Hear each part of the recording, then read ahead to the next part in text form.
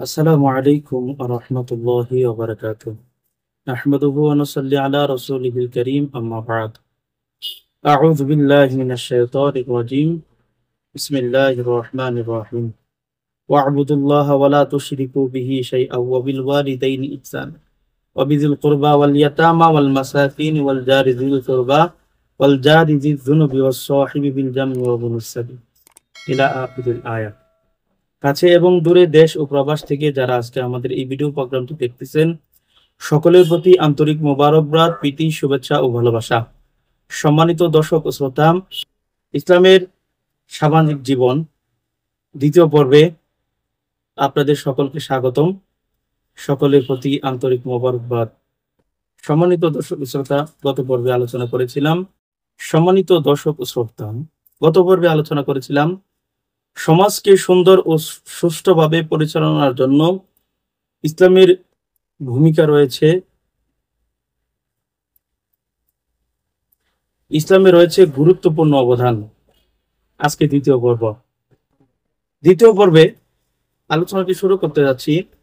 হযরত আবু হুরায়রা রাদিয়াল্লাহু তাআলা আনহু থেকে বর্ণিত, আল্লাহ রাসূল সাল্লাল্লাহু আলাইহি সাল্লাম বলেছেন, এক মুসলিমের উপর অন্য মুসলিমের 6টি হক রয়েছে। এক নম্বর হচ্ছে, কারো সাথে সাক্ষাৎ হলে সালাম দিবে। এক নম্বর যে হকটা, এটা হচ্ছে কারো সাথে সাক্ষাৎ হলে সালাম দিবে। হে ভাই, একটু দেখেন তো আজকে আমাদের সমাজের মধ্যে এই সালামের প্রচলন কতটুকু আছে। আমি দেখেছি, কেউ যদি কোনো শত্রুকেও সালাম দেয়, একদিন, 2 দিন, 3 দিন যদিও শত্রুকে সালাম দেওয়া হয়, ও শত্রু আর শত্রু থাকে না, সে বন্ধুত্বে পরিণত হয়। এটাই হচ্ছে ইসলামী শিক্ষা। আজকে সেই সালাম উঠে যাচ্ছে। আজকে পোলাপান মুরব্বীদেরকে দেখলে সালাম দেয় না, মুরব্বীরাও ছোটদেরকে স্নেহ করে সালাম দেয় না। রাসূল সাল্লাল্লাহু আলাইহি সাল্লাম সব সময় সবার আগে সালাম দেওয়ার চেষ্টা করতেন। আপনি যখন একটা মানুষকে সালাম দিবেন, একদিন, 2 দিন, 3 দিন দিবেন, যে মানুষটাকে দিবেন সেই মানুষটা মনে মনে চিন্তা করবে যে এমন ভাইয়ের সাথে দেখা হলে ওই ভাইটা আমাকে সবসময় আগে সালাম, আজকে আমি সবার আগে সালাম দিয়ে দেব। সমাজে অনেক মানুষ আছে যারা নিজের সালাম পাওয়ার জন্য অপেক্ষা করে। এটা ইসলাম নয়। ইসলাম হচ্ছে সবার আগে সালাম দেওয়া। তা আমরা ইনশাআল্লাহ চেষ্টা করবো সবার আগে সালাম দেওয়া। 2 নাম্বার হচ্ছে, দাওয়াত দিলে তা গ্রহণ করা। ইসলাম কত সুন্দর, সামাজিক জীবন ব্যবস্থা কত সুন্দর ইসলামের। দাওয়াত দিলে দাওয়াত গ্রহণ করে। আজকে আমাদের সমাজের মধ্যে দেখা যায় পারিবারিক দ্বন্দ্বের কারণে ভাই ভাইয়ের সাথে মিল নাই, ভাই বোনের সাথে মিল নাই, দাওয়াত দিলে দাওয়াতে যায় না, মুখ ফিরায় রাখে। এটা ইসলাম নয়। এটা ইসলাম কখনোই বলে না। ইসলাম বলে, তোমাকে যখন এক ভাই দাওয়াত দিবে, মুসলিম হিসাবে অপর মুসলিমের উপরে হক হিসাবে ওই ভাইয়ের দাওয়াত তুমি গ্রহণ করা, দাওয়াতে যাওয়া। যখন এক ভাই দাওয়াত দেয়, ওই দাওয়াতে যখন আপনি যাবেন, সালাম বিনিময় করবেন, ওই ভাই কখনোই আপনার শত্রু হতে পারে না। ওই প্রতিবেশী আপনার কখনোই শত্রু হতে পারে না। যদিও শত্রু হয়, ওই প্রতিবেশী আপনার কোনো ক্ষতি করবে না। তো 2 নাম্বার। 3 নাম্বার হচ্ছে, পরামর্শ চাইলে সৎ পরামর্শ দেবে। এটা তো আমাদের সমাজের মধ্যে খুব ভয়ঙ্কর ব্যাধির রূপ নিয়েছে। এটা পরামর্শের জন্য গেলে সমাজে অনেক মানুষ আছে, নারী এবং পুরুষ আছে, তারা সৎ পরামর্শ দেওয়ার পরিবর্তে কুপরামর্শ দেয়। অধিক হারে এই ব্যাধিটা সমাজে ব্যাঙের ছাতার মতন মাথা চারা দিয়ে উঠেছে। পরামর্শ চাইতে গেলে ভালো পরামর্শ দেয় না, খারাপ পরামর্শ দেয়, কুপরামর্শ দেয়। এটা ইসলাম কখনোই সাপোর্ট করে না। কখনোই ইসলাম বলে না যে তোমার কাছে কেউ যদি পরামর্শের জন্য আসে তাকে তুমি কুপরামর্শ দাও। ইসলাম বলে, তুমি তোমার মুসলমান ভাইয়ের প্রতি যে হক রয়েছে, এই হক অনুসারে কেউ যদি তোমার কাছে পরামর্শের জন্য আসে, তাইলে তাকে তুমি ভালো পরামর্শ দাও। সে কিভাবে তার জীবনটাকে ইসলামী জীবন ব্যবস্থায় সুন্দরভাবে চলাফেরা করতে পারবে, তার জীবনটাকে সাজাইতে পারবে, রাসূল সাল্লাল্লাহু আলাইহি সাল্লামের আদর্শ অনুসারে নিজের জীবন, সার্বিক জীবন, পারিপার্শ্বিক জীবন পরিচালনা করতে পারবে, এমন সৎ পরামর্শ দাও। যে কোনো পরামর্শের জন্য আসুক না কেন, তোমার জানা থাকলে সৎ পরামর্শ দাও, জানা না থাকলে তোমার পরামর্শ দেওয়ার দরকার নাই। 4 নাম্বার হাসি দিলে আলহামদুলিল্লাহ পড়বে, হাসির উত্তরে আলহামদুলিল্লাহ যখন বলবে তার উত্তরে ইয়ারহামুকাল্লাহ বলবে।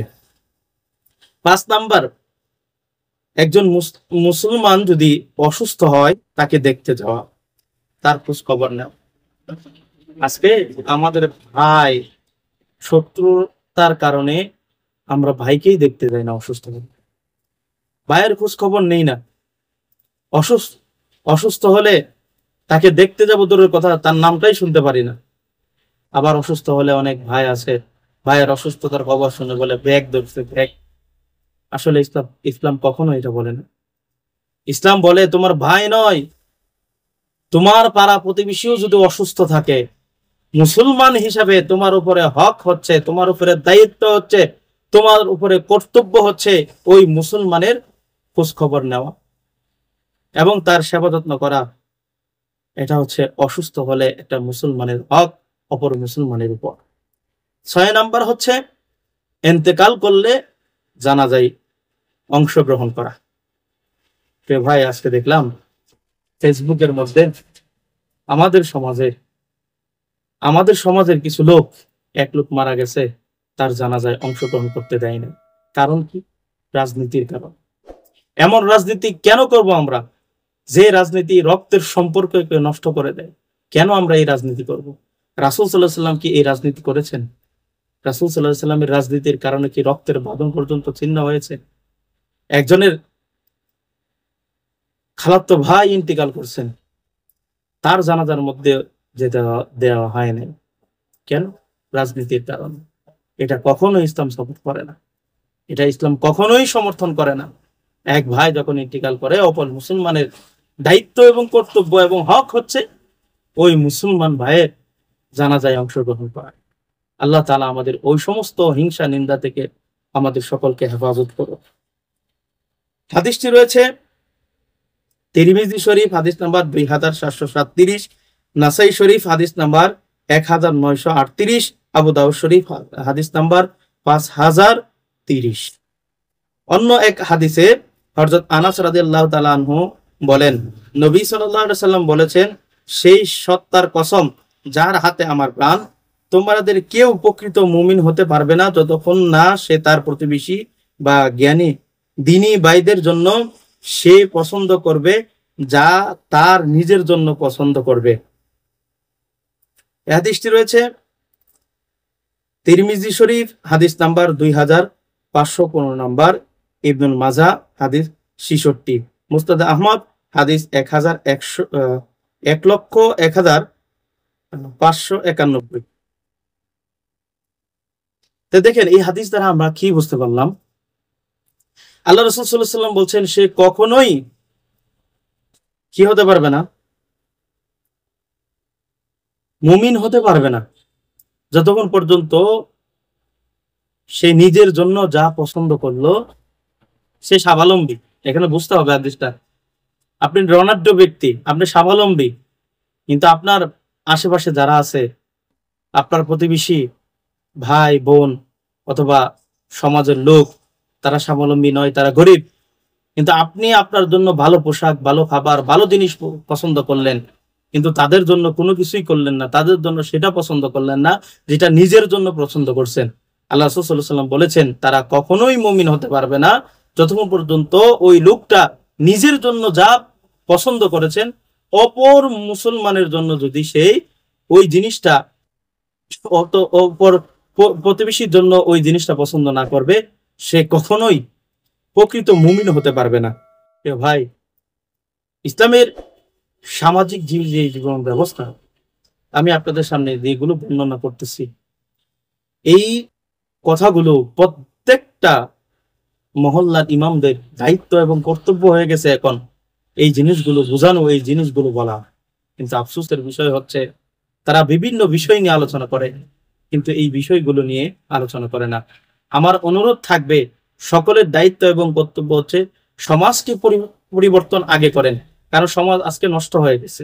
সমাজের মানুষগুলো কেউ কাউকে মানে না, ছোটরা বড়দেরকে সম্মান করে না, বড়রা ছোটদেরকে স্নেহ করে না, আদর করে না, ভালোবাসা দেখায় না।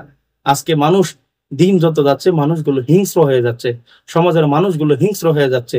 যদি হিংস্র না হইতো তাহলে মানুষ হয়ে মানুষকে কিভাবে গালি দেয়, কিভাবে হত্যা করে, কিভাবে মানুষ হয়ে মানুষের ক্ষতি করে, মানুষের হক নষ্ট করে, একটু চিন্তা করে দেখেন প্রিয় ভাই। আল্লাহ রাব্বুল আলামিন আমাদের সকলকে পাড়া প্রতিবেশীর হক, যে 5টা হকের বিষয়ে আলোচনা করলাম, আল্লাহ রাব্বুল আলামিন আমাদের সকলকে বোঝার এবং আমল করার তৌফিক দান করুক। সম্মানিত দর্শক শ্রোতা, ভিডিওটি যদি ভালো লাগে সকলেই ভিডিওর মধ্যে লাইক এবং কমেন্ট করবেন, শেয়ার করে আপনাদের বন্ধুদের কাছে পৌঁছে দিবেন, তারাও যেন প্রতিবেশীর প্রতি দয়াশীল শ্রদ্ধাশীল হতে পারে, তাদেরকেও দেখার সুযোগ করে দিবেন ইনশাআল্লাহ। পরবর্তী ভিডিওটি আসার আগে সকলে ভালো থাকবেন, সুস্থ থাকবেন, সকলে আমার জন্য দোয়া করবেন, আমি আপনাদের জন্য দোয়া করি। আসসালামু আলাইকুম ওয়া রাহমাতুল্লাহি ওয়া বারাকাতুহু।